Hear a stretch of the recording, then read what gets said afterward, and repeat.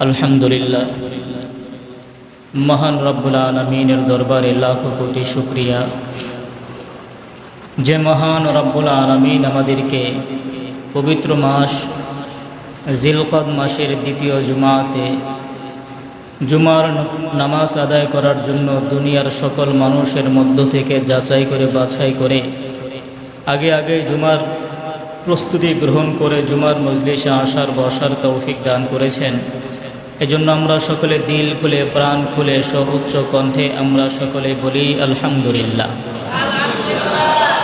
আজকের জুমার মজলিসে আমরা আসতে পেরে বসতে পেরে খুশি না বেজার? যদি খুশি হয়েই থাকি তাহলে সেই মালিকের শানে জবান ছেড়ে সর্বোচ্চ কণ্ঠে আবারও বলি আলহামদুলিল্লাহ। আল্লাহ রাব্বুল আলামিন শাবান মাস থেকে নিয়ে জিলহজ মাস পর্যন্ত ইবাদতের এমন এক বিন্যাস রেখেছেন যে এর মাঝখানের প্রতিটা মাসের বিশেষ ইবাদত এবং বিশেষ বিধান রয়েছে। যেমন আল্লাহ রাব্বুল আলামিন রমজান মাস আমাদেরকে দান করেছিলেন। এই রমজান মাসে আমাদের জন্য রোজাকে ফরজ করেছেন, তারাবির নামাজ সুন্নত করেছেন। রমজান মাস শেষ হতে না হতেই শুরু হয় হজের মাস। জিলহজ মাসে এসে তা শেষ হয়। আল্লাহ রাব্বুল আলামিন যাদেরকে হজ করার তৌফিক দান করেন তারা হজ পালন করে থাকেন, আর যাদের তৌফিক না হয় তারা জিলহজ মাসের শেষ দশকে অন্যান্য ইবাদত আদায় করে থাকে। সর্বশেষ কোরবানি নামক ইবাদতের মাধ্যমে এর ধারা শেষ হয়। তাহলে এই প্রত্যেকটা মাসের বিশেষ মর্যাদা আছে। এ সময়টা অনেক গুরুত্বপূর্ণ সময়। বর্তমানে আমরা যে সময়টা অতিবাহিত করছি এটি হলো হজের মাস। এ মাসে আল্লাহ তাআলার পেয়ারা বান্দাগণ পৃথিবীর বিভিন্ন প্রান্ত থেকে এসে বাইতুল্লাহ শরীফে উপস্থিত হওয়ার জন্য রওনা দিয়ে থাকে। বাইতুল্লাহ শরীফ পৃথিবীর একদম মধ্যখানে অবস্থিত। আল্লাহ রাব্বুল আলামিন এতে এমন এক চুম্বক লাগিয়ে দিয়েছেন যে মানুষদেরকে পৃথিবীর চতুর্দিক থেকে টেনে নিয়ে আনছে। হযরত ইব্রাহিম আলাইহিস সালাম যখন বাইতুল্লাহ শরীফ নির্মাণ করেছেন তখন তিনি আল্লাহ তাআলার কাছে দোয়া করেছিলেন, ফাজআল আফইদাতাম মিনান নাসি তাহবি ইলাইহি। সুতরাং কিছু সংখ্যক মানুষের অন্তর, মানুষের হৃদয়কে তার দিকে ঝুঁকিয়ে দিন। আল্লাহ রাব্বুল আলামিন হযরত ইব্রাহিম আলাইহিস সালামের দোয়াকে এমনভাবে কবুল করলেন যে মানুষ অত্যন্ত আগ্রহের সাথে ভালোবেসে দলে দলে বাইতুল্লাহে উপস্থিত হয়। বিশেষ করে হজের সময় এরকম দৃশ্য দেখা যায়। মনে হয় যেন এমন চুম্বক লাগিয়ে দিয়েছেন যে তাওহীদ এবং একাত্মবাদের অনুসারীদেরকে টেনে নিয়ে আনছে। ইসলামের রকমগুলোর মধ্য থেকে হজ হলো চতুর্থ রকম। ইসলামের মূল ভিত্তি হলো পাঁচটা: কালিমা, নামাজ, রোজা, হজ, যাকাত। এগুলো হলো ইসলামের মূল ভিত্তি। মূল ভিত্তি যদি ঠিক না হয় অন্যান্য আমল ঠিক হবে না। মূল ফাউন্ডেশন, মূল ভিত্তি ঠিক হতে হবে। যখন আমরা দুনিয়াতে বসবাস করার জন্য বাড়ি নির্মাণ করি, মনে করেন এই মসজিদ আমরা নির্মাণ করেছি, প্রথমে দোতলা করেছি, তারপরে নিচতলা, তারপরে ফাউন্ডেশন, এরকম নাকি প্রথমে ফাউন্ডেশন তৈরি করা হয়েছে, তারপরে নিচতলা, তারপরে দোতলা? এভাবেই তো তৈরি করা হয়েছে। এখন যদি নিচের ফাউন্ডেশন ঠিক না করে যদি উপর থেকে করার চেষ্টা করি হবে না। ফাউন্ডেশন ঠিক থাকতে হবে। যদি ফাউন্ডেশন মজবুত হয় তাহলে আশা করা যায় বিল্ডিং ঠিক থাকবে। ফাউন্ডেশন যদি দুর্বল হয় তাহলে বিল্ডিং ঠিক থাকবে না। যে কোনো মুহূর্তে ঝড় বাতাস আসলে বন্যা আসলে দেখা যাবে বিল্ডিং ভেঙে পড়ে যাবে। ঠিক তেমনিভাবে ইসলামের মূল ভিত্তি ঠিক রাখতে হবে। এ হজ হলো ইসলামের চতুর্থ ভিত্তি। আল্লাহ রাব্বুল আলামিন সক্ষম ব্যক্তিদের উপর জীবনে একবার হজ ফরজ করেছে। যার সক্ষমতা রয়েছে, হজে যাওয়ার মতো তৌফিক আল্লাহ যাকে দিয়েছে, তার উপরে জীবনে একবার হজ করা ফরজ। যদি না করে তাহলে গুনাহগার হবে। আজকে আমরা হজ পালন করতে গেলে গাফলতি করি। যখন কোনো ব্যক্তির উপর হজ ফরজ হয়, উচিত হলো অনতিবিলম্বে হজ পালন করা। অকারণে হজকে বিলম্ব করা জায়েজ নাই। কেননা এ জীবনের তো কোনো ভরসা নেই, এ জীবনের কোনো গ্যারান্টি নাই। আজকে আছেন তো কালকে নাও থাকতে পারে।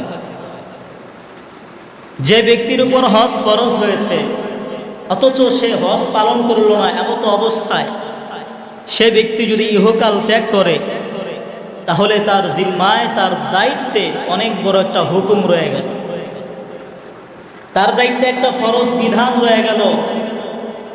এর জন্য আল্লাহর আদালতে অবশ্যই জবাব দেওয়া লাগবে। আজকে যাদের উপর হজ ফরজ হয়েছে, দেখবেন যাদের উপর হজ ফরজ হয় তারা নিজেদের উপরে এমন কিছু দায়িত্ব অর্পণ করে নেয়, এমন কিছু কাজ নিজেদের উপর অর্পণ করে নেয় যার ভিত্তি শরীয়তের মধ্যে নেই।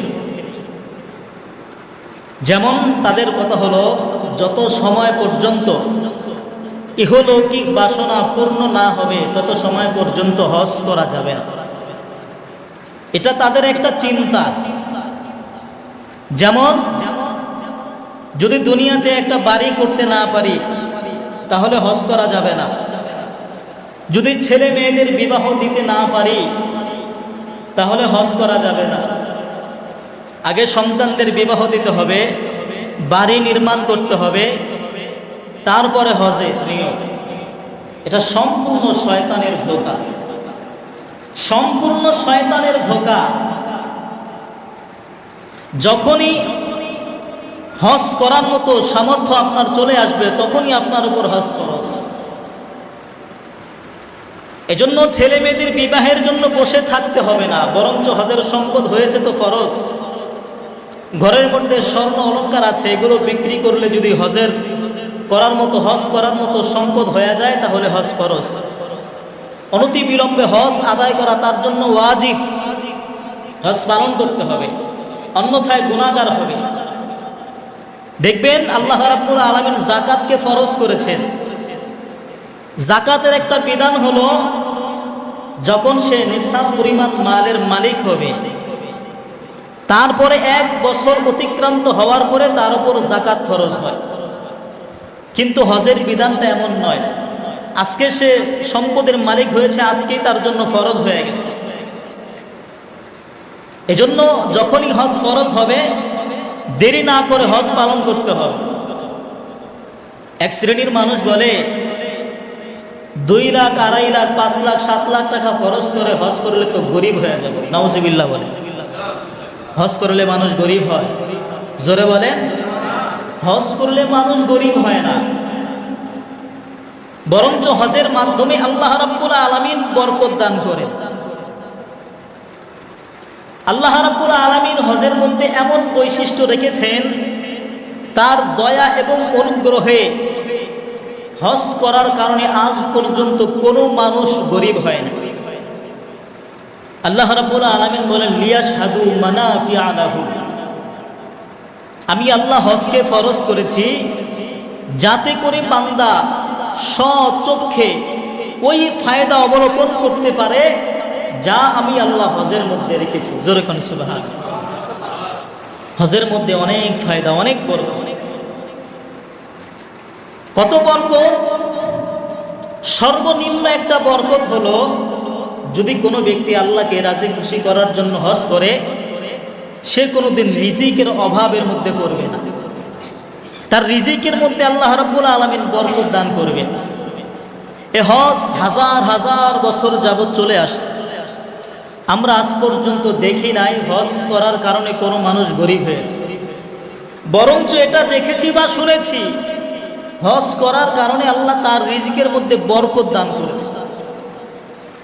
এজন্য যারা এখনো এই চিন্তা করতেছেন যে দুনিয়া করতে হবে, বাড়ি তৈরি করতে হবে, সন্তানদের ভবিষ্যৎ আছে, গরিব হয়ে যাব, এ সমস্ত চিন্তা মাথা থেকে ঝেড়ে ফেলে দেয়,